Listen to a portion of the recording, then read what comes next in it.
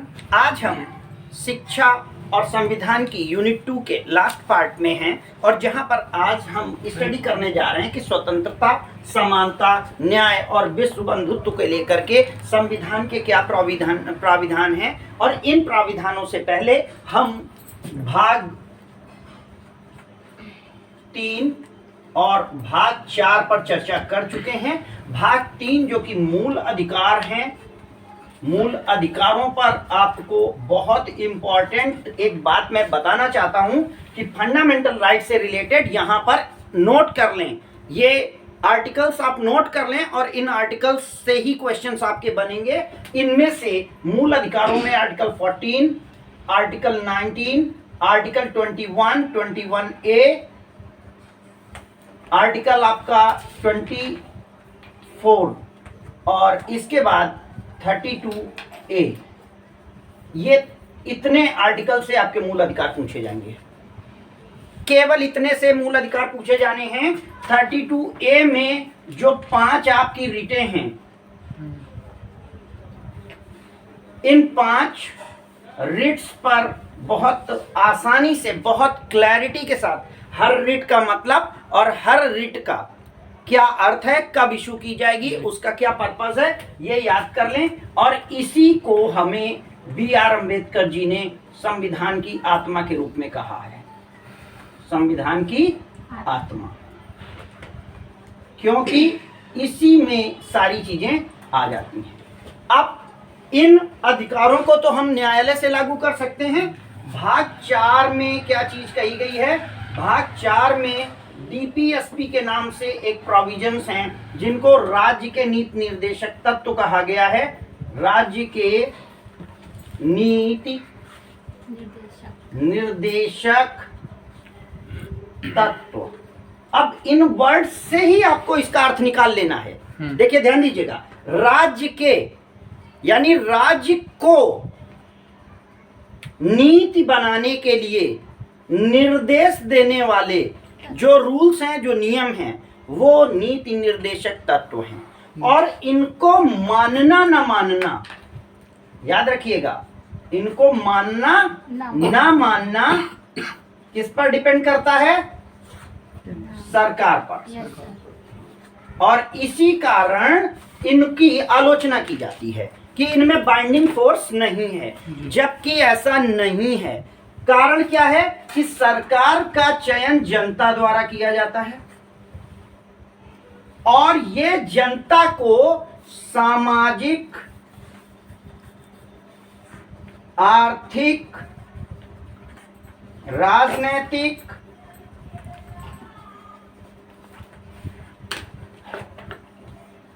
न्याय अगर नहीं मिलता है तो हर 5 साल में जनता के पास जो वोट का पावर है, उसके कारण वो सरकार की जवाबदेही तय कर देती है। समझ में बात आ रही कि नहीं आ रही है? तो भले संविधान को, यहां पर एक बात ध्यान रखिएगा, लोग कह देते हैं कि ये मूल अधिकार ज्यादा पावरफुल हैं बजाय इनके। मूल अधिकारों को लागू कराने के लिए तो आप कोर्ट में जा सकते हैं केवल, लेकिन यहां पर इनको लागू कराने के लिए सरकार की जिम्मेदारी बनती है। अगर सरकार ऐसा नहीं करेगी तो सरकार असफल हो जाएगी और वोट जनता उसको नहीं देगी। इस कारण इन डीपीएसपीस को फॉलो करना सरकार की बहुत बड़ी जिम्मेदारी बनती है। बात समझ में आ रही है? अब यहां पर इस बात को समझिएगा, अनुच्छेद 44 जो यहां पर समानता का अधिकार है, अनुच्छेद 45 जो कि यहां पर क्या कहा गया था? अनुच्छेद 45 और 44 में क्या कहा गया था? अनुच्छेद 44 में कहा गया था कि समान आचार संहिता का निर्माण करें, तभी तो समानता आएगी। अब समान आचार संहिता कैसे याद करेंगे? 4 है ना, समान आचार, तो समान आचार संहिता यानी चाहे स्त्री काम करे तो 4 नंबर, पुरुष काम करे तो 4 नंबर, बराबर देखना है। इसीलिए सरकार ने समान कार्य समान वेतन सिद्धांत लागू किया। समझ में आया नहीं आया? Yes sir. ये क्यों लागू किया? ताकि जनता की निगाहों में आर्थिक न्याय मिल सके। समझ में आया नहीं आया? जी सर। Yes sir. 15 क्या कहता है? डिस्क्रिमिनेशन जिसमें according to related to caste religion and yes 5 चीजें दी गई थी ना। क्या क्या? धर्म, जाति, रंग, वंश, लिंग, भाषा, लिंग, जन्म स्थान यानी वो क्षेत्र हो जाएगा। Yes sir. ठीक है ना? जी यही है। अब जैसे वंश कह लो तो जाति के हिसाब से आ रहा है। आप वंश ना मानिए, हटा दीजिए, हटा दीजिए, या आप नोट कर लीजिए, वो आप अपने हिसाब से कर सकते हैं। हम ये थोड़ी ना कह रहे कि संविधान के अकॉर्डिंग ऐसा है। इसके आधार पर क्या वंश के आधार पर आप डिस्क्रिमिनेशन कर सकते हैं क्या? नहीं कर सकते। अब वहां पर उन्होंने 5 शब्दों को ले लिया है, लेकिन उनका काम था, इसका मतलब था कि आप किसी से भेदभाव नहीं कर सकते, नहीं करेंगे। तो भेदभाव किसी भी बेस पर मना किया ना उन्होंने, भेदभाव नहीं। समझ में बात आई कि नहीं आई? तो जो भेदभाव नहीं है, ध्यान दीजिएगा बहुत कायदे से, तो जो भेदभाव नहीं है ये तुम्हारा अनुच्छेद 15 सामाजिक न्याय का है कि नहीं है? Yes sir. समाज में बराबर का अधिकार सबको जी है ना बेटा? Yes. तो जब समाज में बराबर का अधिकार है तो सामाजिक न्याय है। फंडामेंटल राइट लागू हुआ कि नहीं हुआ? Yes sir. ये लागू हो रहा है कि नहीं हो रहा है? Yes. आर्थिक न्याय लागू हो रहा है कि नहीं हो रहा है? Yes sir. है ना? Yes sir. और जब समान आचार्य संहिता लागू हो रही है तो चुनने और चुने जाने का अधिकार भी तो लागू हो गया। यस। यहाँ पर चुनने और चुने जाने का अधिकार है ना? ये भी चीजें चाहिए कि नहीं चाहिए? तो ये राजनीतिक स्वतंत्र न्याय मिला कि नहीं मिला? जी सर। तो सामाजिक, आर्थिक, राजनीतिक न्याय जनता को मिले, ऐसी व्यवस्था ऑलरेडी संविधान के द्वारा की जा चुकी है। और सरकार का ये दायित्व है कि इन सिद्धांतों को वो पूरी तरीके से फॉलो करे। अगर बात आती है कि संविधान में किस तरीके से समानता की भावना को दर्शाया गया है, तो आप कह सकते हैं कि समानता की भावना इस तरीके से दर्शाई गई है। अब बात आती है, एक आर्टिकल हमारा छूट गया समानता की भावना में, और वो है आर्टिकल 14। आर्टिकल 14 क्या कहता है? कानून के समक्ष समानता। अब ये देखिए यहाँ पे, कानून के समक्ष समानता। फंडामेंटल राइट्स का जो हमने वीडियो दिया है, उस वीडियो में मैंने बताया है कि इसे ही हम विधि का शासन कहते हैं। यस। किसका शासन? विधि का। सरकार का शासन नहीं, विधि का शासन। और विधि का शासन क्या होता है? जहां कानून राज्य करता है। और कानून राज्य करता है, इसका मतलब राजा खुद कानून के नीचे है।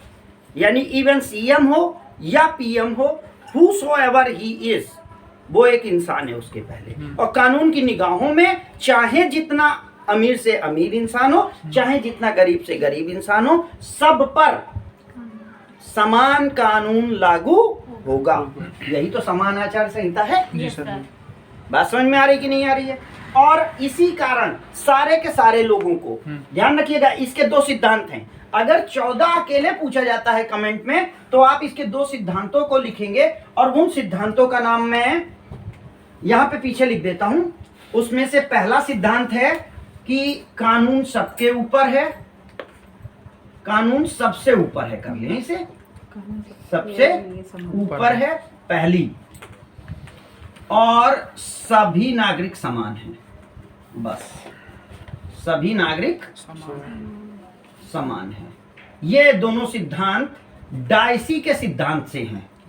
डायसी जो कि अमेरिकी विधि शास्त्री थे, इनके अकॉर्डिंग ये चीज आई थी। तो ये बात आपको अच्छे तरीके से समझ लेना है कि अगर समान आचार संहिता या विधि के शासन की बात आती है, तो वहां पर आप इस बात को पूरी तरीके से कंप्लीट कर सकते हैं। बात समझ में आई कि नहीं आई? अब बात आती है कि 16 क्या कहता है? वो equal opportunity in terms of employment. Employment तो के लिए एम्प्लॉयमेंट यानी रोजगार के मामले में समानता। बात समझ में आई कि नहीं आई? रोजगार के मामले में समानता। तो यहां पर रोजगार के मामले में समानता तो है, ये फंडामेंटल राइट कह रहा है, बट SC ST 46 क्या कहता है डीपीएसपी का? 46 कहता है कि ST SC और माइनॉरिटी को स्पेशल आप राइट दे सकते हैं। समझ में आया नहीं आया? yes आर्टिकल 46 कहता है कि समाज के पिछड़े वर्गों को, आर्थिक रूप से पिछड़े लोगों को ऊपर उठाने के लिए Special उन्हें विशेष रियायत, इवन इसमें महिलाएं भी आती हैं, को ऊंचा उठाने के लिए आप ऐसे काम कर सकते हैं। तो यहां पर ध्यान दीजिएगा कि फंडामेंटल राइट्स में भी करेक्शन, रिजर्वेशन दिया जाता है ना, और रिजर्वेशन जो दिया जाता है वो 46 के इम्प्लीमेंटेशन के तहत दिया जाता है। बात समझ में आई कि नहीं आई? तो यहां पर अब समानता की बात है। क्योंकि समानता किस बात की है? समान अवसर की समानता है। तो ये लोग जब निचले उसमें हैं तो इनको भी तो समान बनाना पड़ेगा, और जब समान बनाना पड़ेगा तो पहले इनके नंबर्स, एजेस, लेवल तो बराबर लाने पड़ेंगे, इसलिए इनको प्रमोशन देने की बात की जाती है। समझ में आया नहीं आया? समानता का मतलब केवल यही नहीं है कि आपको अवसर की समानता हो, आप में भी तो समानता लाने का प्रयास किया जाए। इसलिए सामाजिक विषमता को दूर करने के लिए 46 का इम्प्लीमेंटेशन करके हम आर्टिकल 16 को थोड़ा सा कर्टेल कर देते हैं, और यहाँ पर हर व्यक्ति को समानता के अवसर नहीं मिल पाते। इन लोगों को पहले समानता के अवसर दिए जाते हैं ताकि समाज के हर वर्ग का उत्थान हो सके। बात समझ में आ रही है नहीं आ रही है? तो इस तरीके से ये हमारा समानता का टॉपिक संविधान के अनुसार कंप्लीट होता है। बात समझ में आई कि नहीं आई? Yes. यानी जहां पर बात आती है कि संविधान में समानता कैसे है, या संविधान में समानता स्थापित करने वाले उपबंधों की चर्चा कीजिए, तो वहां पर आपको अनुच्छेद 14 पे चर्चा करनी है, 15 पे, 16 पे, 44 पे, 45 पे, और आपको फिर बताना है कि 46 किस तरीके से 16 के इम्प्लीमेंटेशन के लिए काम करता है, और आपको ये बताना है कि किस तरीके से ये चीजें हमारे सामाजिक, आर्थिक और राजनीतिक न्याय को प्रमोट करती हैं। बात समझ में आ गई यहाँ पे? जी क्लियर है? इतना क्लियर। कंफ्यूजन तो नहीं ना? के प्रोविजंस को लेकर के हम डिस्कस कर सकते हैं। यानी संविधान में स्वतंत्रता, यद्यपि स्वतंत्रता के लिए संविधान में जो फंडामेंटल राइट है वो 19 से लेकर के 22 तक है, लेकिन चूंकि हम स्वतंत्रता की बात कर रहे हैं और खासकर स्वतंत्रता पे ही चर्चा कर रहे हैं, तो इसलिए ये जो 6 स्वतंत्रताएं हमें उपलब्ध कराई गई हैं, इन 6 स्वतंत्रताओं पर हम डिस्कस करेंगे। तो सबसे पहली स्वतंत्रता है हमारी, काहे की दल बनाने और शांतिपूर्ण सम्मेलन की स्वतंत्रता, सम्मेलन की स्वतंत्रता। क्लियर? दूसरी स्वतंत्रता जो हमारे लिए आती है वो क्या है? हमारे लिए है भ्रमण की स्वतंत्रता। भ्रमण की स्वतंत्रता। भ्रमण की स्वतंत्रता के बाद तीसरा स्वतंत्रता क्या है? निवास स्थान बनाने की स्वतंत्रता, कहीं भी बस जाने की स्वतंत्रता, निवास स्थान बनाने की स्वतंत्रता।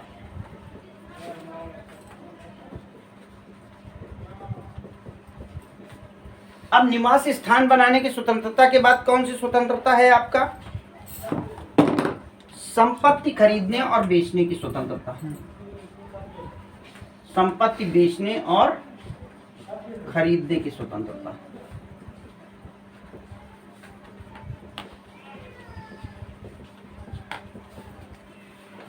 कितनी हो गई? 4 स्वतंत्रताएं हो गई। और 4 स्वतंत्रताओं के बाद फिर क्या है? 5वीं व्यापार की स्वतंत्रता। व्यापार की स्वतंत्रता। और लास्ट में जो 6 नंबर है आपका, ये नंबर्स थोड़े से 1 2 3 4, ये 5, ये 6, और छठे नंबर पर आपकी है संस्कृति को बचाने की स्वतंत्रता, या संस्कृति प्रमोशन की, संस्कृति का प्रचार प्रसार करने की स्वतंत्रता।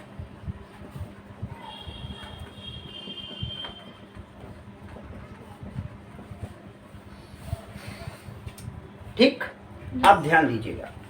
ये स्वतंत्रता के स्थान है। लेकिन ये ध्यान रखिएगा कि क्या आप एक जो चर्चा होती है कि क्या ये स्वतंत्रता कंप्लीट स्वतंत्रता है, क्या ये पूर्ण स्वतंत्रता है? नहीं।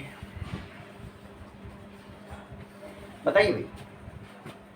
पूर्ण नहीं है, तो यहां पर आप अर्थ लिखेंगे नहीं।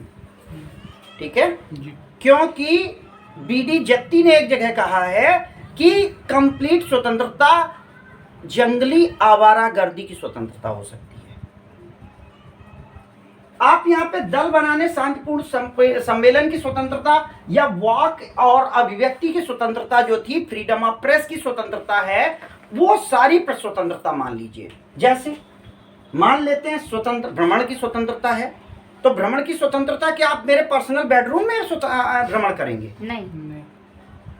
बात समझ रहे हैं? जी। हमारा अधिकार आपका दायित्व है और आपका दायित्व हमारा अधिकार है। मुझे मेरी प्रॉपर्टी को अपने पास रखने की स्वतंत्रता है, तो आपका दायित्व है कि मेरी प्रॉपर्टी को नुकसान ना पहुंचाएं। न पहुंचाएं। मेरे पास बोलने की स्वतंत्रता है, तो मेरा यह दायित्व है कि हम आपकी इज्जत का सम्मान करें। हमारी स्वतंत्रता है कि हम अपने हिसाब से जिएं, तो हमारी स्वतंत्रता इस बात को ध्यान देने की है कि हमारी स्वतंत्रता वहीं तक स्वतंत्रता है जहां पर कि दूसरे की स्वतंत्रता बाधित ना हो। तो इसलिए याद रखेंगे कि आपकी स्वतंत्रता उसी जगह तक जाके रुक जाएगी जहां पर दूसरे की स्वतंत्रता शुरू होती है, क्योंकि ये दोनों के दोनों समानता पे भी तो चलेंगे। बात समझ रहे हैं ना? स्वतंत्रता और समानता साथ साथ चलेगी। हम स्वतंत्र हैं तो आप परतंत्र नहीं हैं कि हम अपनी स्वतंत्रता को प्रयोग करने में आपकी स्वतंत्रता को नुकसान पहुंचाएं। बात समझ रहे हैं? Yes sir. अगर मेरे पास बोलने की स्वतंत्रता है, तो आपके पास इज्जत की स्वतंत्रता है। हम ऐसा शब्द नहीं प्रयोग कर सकते कि आपकी इज्जत का नुकसान हो। अगर दल बनाने की स्वतंत्रता है, तो दूसरे के पास जीवन की स्वतंत्रता है। आप दल बनाइए, लेकिन किसी का जीवन नहीं बर्बाद होना चाहिए। आपके भ्रमण की स्वतंत्रता है, तो किसी की प्राइवेसी नहीं डिस्टर्ब होनी चाहिए। आप निवास स्थान बनाने की स्वतंत्रता है, लेकिन मेरा मकान तोड़ के नहीं। प्रॉपर्टी लीजिए, राइट लीजिए, उसके बाद आप अपना निवास स्थान बना सकते हैं। संपत्ति खरीदने और बेचने की स्वतंत्रता है, लेकिन आदमी बेचने और खरीदने का काम नहीं करोगे। समझ रहे हैं? Yes, sir. आपके पास व्यापार की स्वतंत्रता है, लेकिन याद रखिएगा आप नुकसान का व्यापार नहीं करेंगे कि आप किसी और चीज का व्यापार करने लगे और जनता का नुकसान करें। तो यहां पर इस तरीके की सारी स्वतंत्रताएं ध्यान रखिएगा। जहां पर पब्लिक शांति, इसको ध्यान रखिएगा, इस पे कौन कौन से प्रतिबंध हो सकते हैं। तो प्रतिबंध का ग्राउंड है लोक शांति के भंग होने का प्रतिबंध। लोक शांति भंग होने का प्रतिबंध। अगर आपके काम से लोक शांति भंग हो रही है, जी। तो आपकी स्वतंत्रता रोकी जा सकती है। दूसरा, सार्वजनिक नुकसान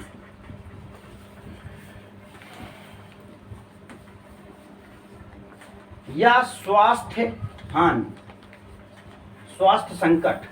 कोरोना के समय आपको बाहर निकलने के लिए रोका गया था, जी। लॉकडाउन लगाया गया था, भ्रमण आपका रुक गया था। क्या क्यों रुक गया था? क्योंकि पब्लिक संकट था। Yes sir. तो अगर पब्लिक संकट है तो आपको रोका जा सकता है। तीसरा पॉइंट, अन्य आधार जिससे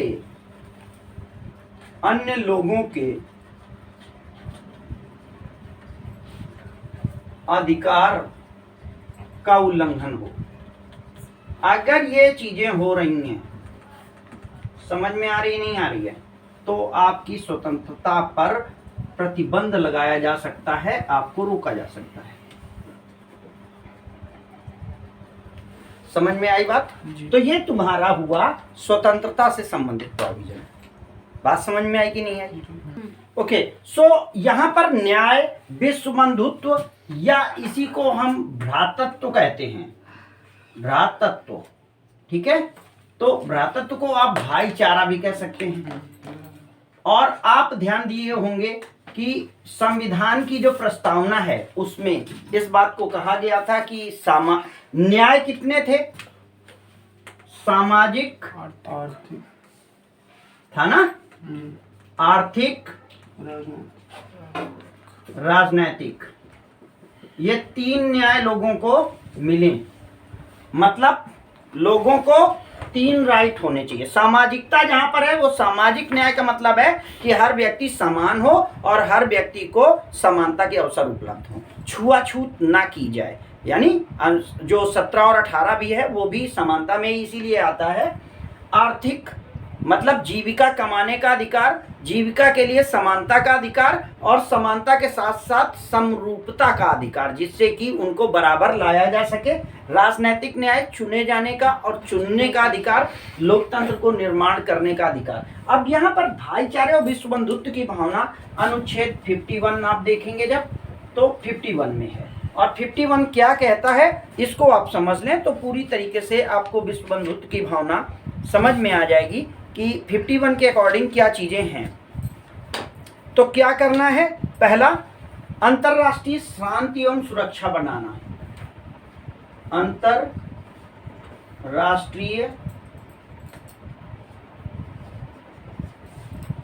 शांति एवं सुरक्षा पहला। दूसरा है अंतरराष्ट्रीय, अगर कोई विवाद होता है, अंतरराष्ट्रीय विवादों का, तो विश्व बंधुत्व की भावना को लेकर के जब हम धार्मिक सहिष्णुता पर बात करेंगे तो हम देखेंगे सर्वधर्म समभाव, यानी सभी धर्मों के साथ समानता का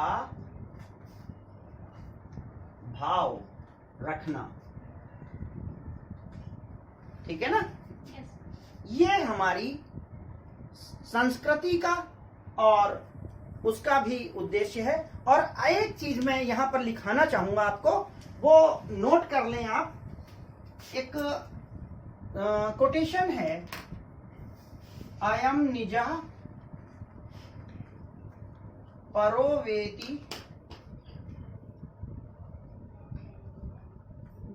गणना लघुचेत साम। अयम निजः परो वेति गणना लघुचेत साम उदार चरिता नाम तु वसुधैव कुटुंबकम।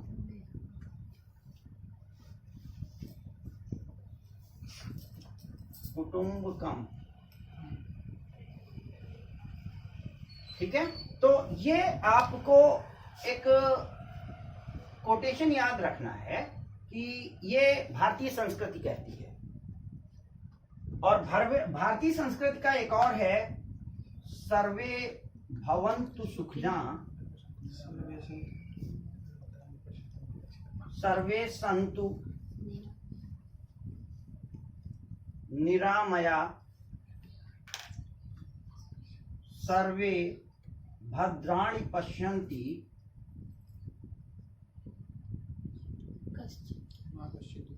ठीक है, मां कश्चित दुख भाग भवेत। कभी किसी को दुख ना हो, सभी का भला हो, सभी रोगी निरोगी रहें और सभी की अच्छाइयां बढ़ें, सबको उजाला मिले, सारे के सारे लोग हमको कह सकते हैं कि एक साथ मिलकर के बढ़ें, सबका उत्थान हो। और यही हमारी गांधीवादी दर्शन है जिसमें कि सर्वोदय उत्थान की बात की गई है। आप महात्मा गांधी जी को भी इस उसमें कोट कर सकते हैं कि हमारी जो अंतरराष्ट्रीय शांति एवं समझौते की बात है वहां पर सर्वोदय उत्थान की बात जो हमारे बापू जी के द्वारा दी गई थी। बापू जो राष्ट्रपिता हैं हमारे, उनके द्वारा इस विषय पर एक करके दिखाया गया, जिस तरीके से उन्होंने जिस तरीके से सबका भला किया, ये हमारे लिए बहुत इंपॉर्टेंट है। ठीक है, अब आगे हम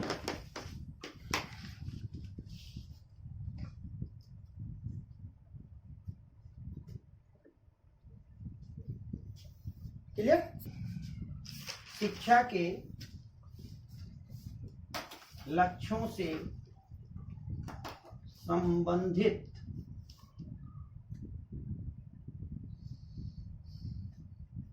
मूल्य। क्या ऐसी चीजें हैं जिनसे संविधान कहता है कि हमारी चीजें कंप्लीट रहेंगी? तो क्या होना चाहिए? तो सबसे पहले लोकतांत्रिक भावना का विकास, ये हेडिंग है और ये लॉन्ग क्वेश्चन हो सकता है। लोकतांत्रिक भावना का विकास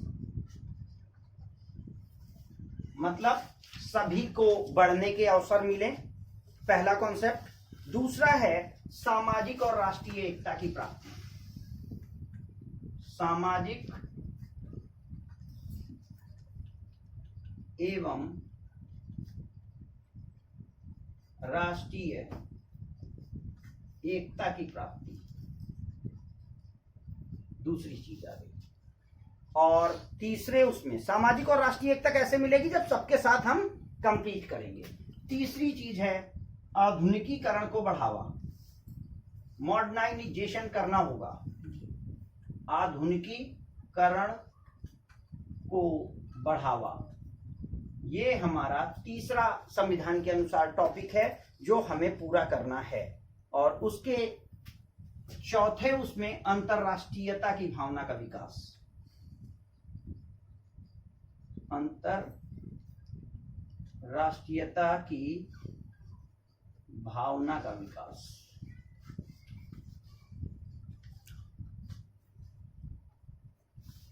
ये हमारे उसमें आता है। नेक्स्ट तौर पर आप देखेंगे तो सांस्कृतिक और आध्यात्मिक मूल्यों का विकास। सांस्कृतिक एवं आध्यात्मिक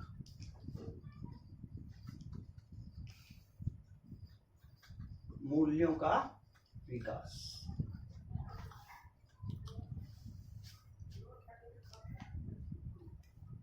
अब बात आती है कि इनके लिए ये जो मूल्य हैं, इनके स्रोत कहां से आएंगे, ये कहां से डेवलप होंगे?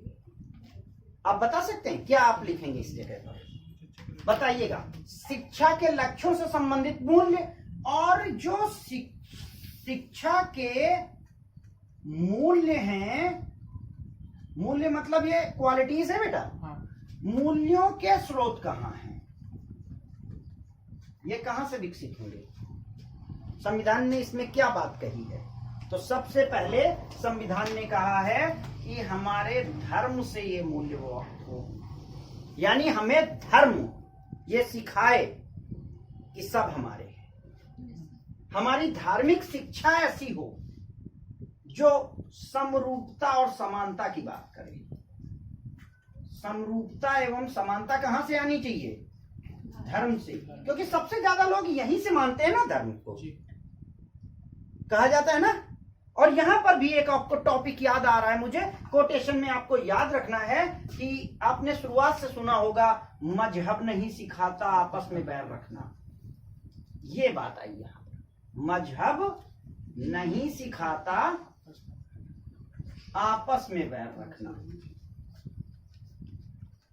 बैर रखना, हिंदू हैं हम, वतन है हिंदुस्तान हमारा, है ना। ये चीज बस इतना ही लिख दोगे तो पर्याप्त है कि वैल्यूज में कहां से आता है? धर्म से आता है। और दूसरे में वैल्यू कहां से आएगी? जीवन दर्शन से। किससे आएगी? जीवन दर्शन। जितने भी आपने दर्शन पढ़े थे उन सब में मानव को सबसे अच्छा बताया गया था। Yes sir. बात समझ में आ रही कि नहीं आ रही है? मानव को जिसमें भगवान नजर नहीं आता उसे कहीं भगवान पर विश्वास हो ही नहीं सकता। अगर आप इंसान की बात नहीं मानते, और इंसान में किसी की माने ना माने,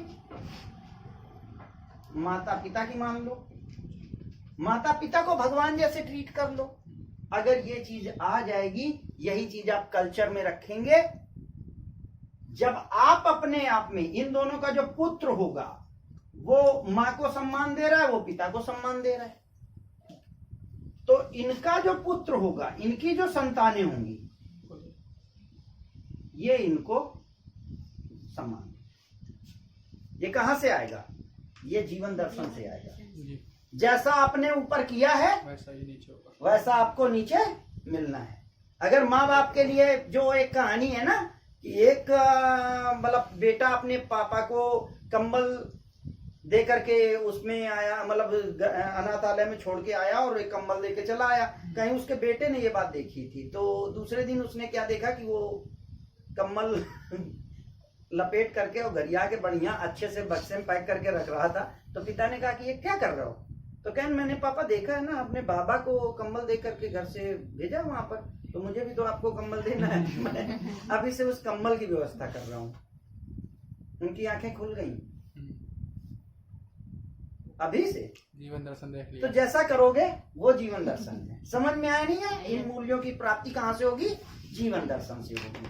और उसके बाद संस्कृति, तीसरी चीज संस्कृति। संस्कृति क्या है? हमने समाज में पढ़ाया है, आपके किए गए अच्छे कार्यों की जो प्रारूप है, जो परंपरा है, वो संस्कृति है।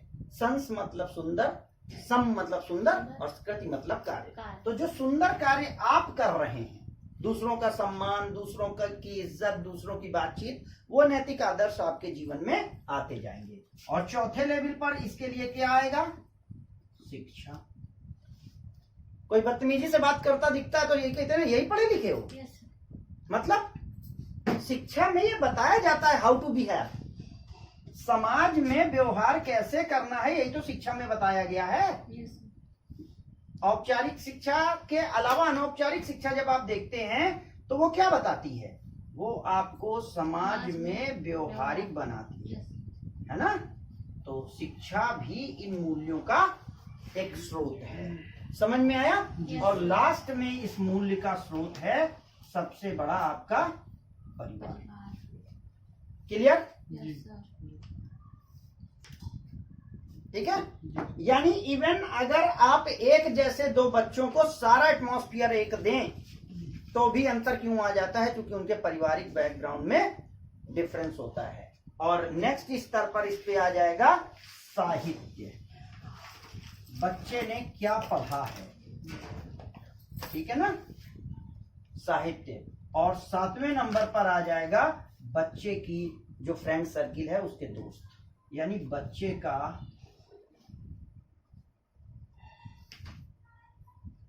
सामाजिक क्षेत्र, जिसमें उसके दोस्त और उसके समुदाय आ जाते हैं, जहां पर वो सपोर्टेड है। बात समझ में आई कि नहीं आई? क्लियर? Yes sir. तो यहां पर हमारा ये टॉपिक संविधान और शिक्षा खत्म होता है। अभी हम अगले टॉपिक पर लोकतंत्र और शिक्षा पर चर्चा कर रहे हैं।